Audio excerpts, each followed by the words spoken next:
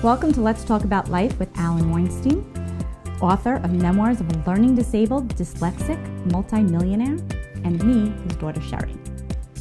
Each episode we will touch on topics such as how to use your mind to achieve goals, overcome obstacles, and give insights on how to reach one's fullest potential. Hi, I am Alan Weinstein, and today I am here with my daughter Sherri. Hi, Sherri. Hi, and hello.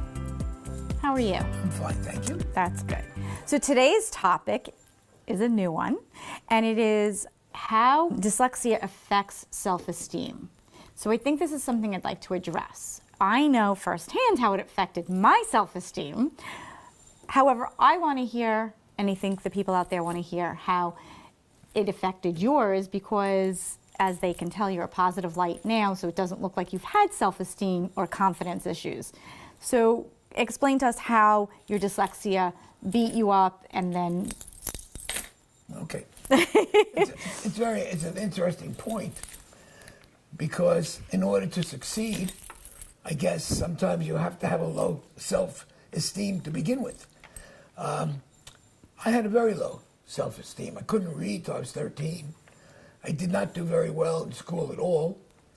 I was kind of passed over by all the instructors, the teachers. They just thought I was plain stupid. Back when I went to school in the 50s and the late 40s, nobody knew from dyslexia. So my self-esteem was pretty bad. And when you have a bad and low self-esteem of yourself, it doesn't give you the ability to go forward. You can't accomplish with a low self-esteem.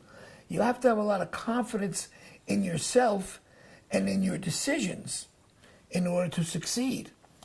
So a lack of self-esteem is just going to mean failure in life. Now, we all have a lack of self-esteem in certain categories. What we have to do is realize what those categories are, how bad it is, and we have to work on it. We must conquer a negative self-esteem before we can go forward. Now, if we're working with ourselves, then we can do it to ourselves. I know you've had that problem. Yes. And so why don't we discuss that for a moment? Okay. I had very low self-esteem.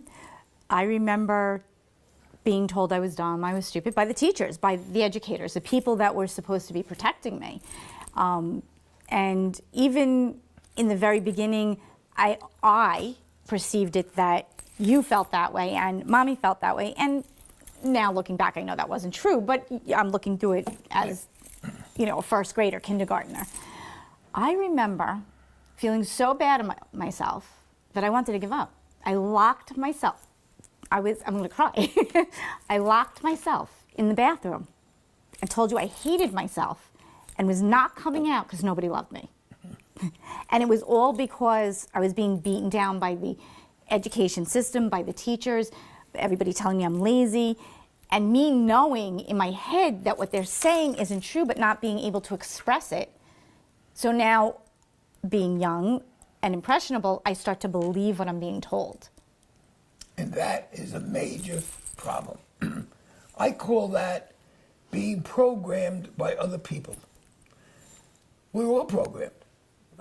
We're programmed by our parents, by our friends, by our siblings, by our entire environment.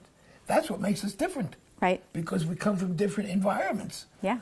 So we get programmed. And part of that program is a lot of negativity. And when you have a lot of negativity, you have lack of self-esteem. Yes. So we have to realize that negativity is coming from other people, and we're accepting it. So what do we do when we put bad information into a computer? You get bad information out. Correct.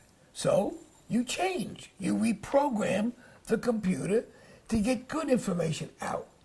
Well, it's the same thing with life. Same thing with a lack of self-esteem.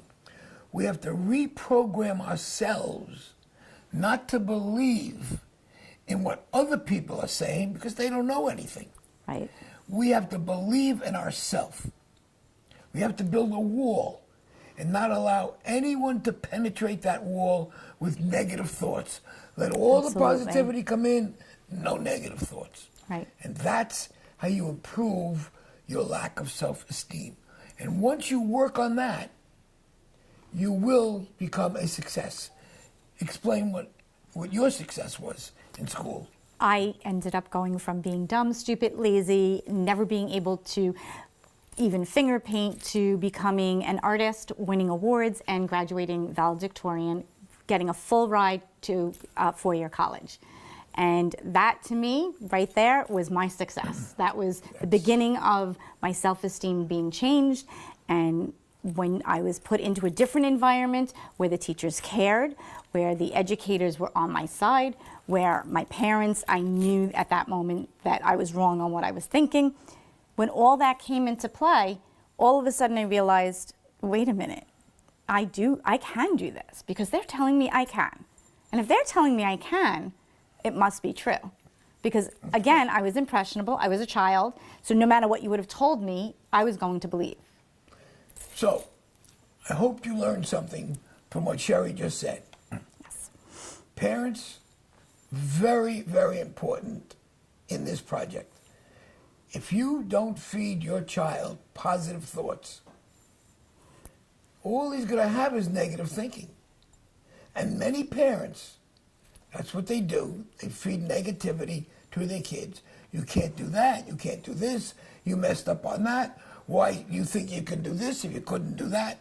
All this garbage. I hear it all the time. I'm not telling you not to give your child constructive criticism. Absolutely. But it's how you give it. Before you give any constructive criticism, you first have to build them up with something positive. Then you go into the problem you may think they have and explain it to them. If you, as a parent, don't change, don't expect your child to change. Correct. Right? Absolutely. And I saw that with my own children. Right. When I had to build their self-confidence when they had the learning disabilities and the school was telling them. And I said, no. I actually remember fighting for my older son when he was getting services in the school and he wanted to take an AP World War II class that was only given if you were not getting any services and if you were a straight A student. But my son was so interested in World War II, and I knew that he could ace that course. I fought the teachers, I fought the school, and I got him in. Because I said to them, who are you to tell my son that he cannot do something? What if he can? Let's see what he can do. Let's see where he goes with it. So, folks, you're looking at two people who had very, very low self-esteem of themselves. Yes. And look at us today. Yep. Yes. Thank you, and I hope you got something out of this. Thank you. Thank you. You have been tuned in to Let's Talk About Life with Alan Weinstein, author of the memoirs of a learning disabled dyslexic multimillionaire, and me, his daughter Sherri. For more daily inspiration, follow Alan Weinstein on Facebook, Instagram, and Twitter. Have a question you want Alan to answer?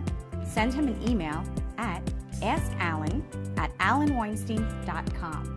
That's Alan, A-L-L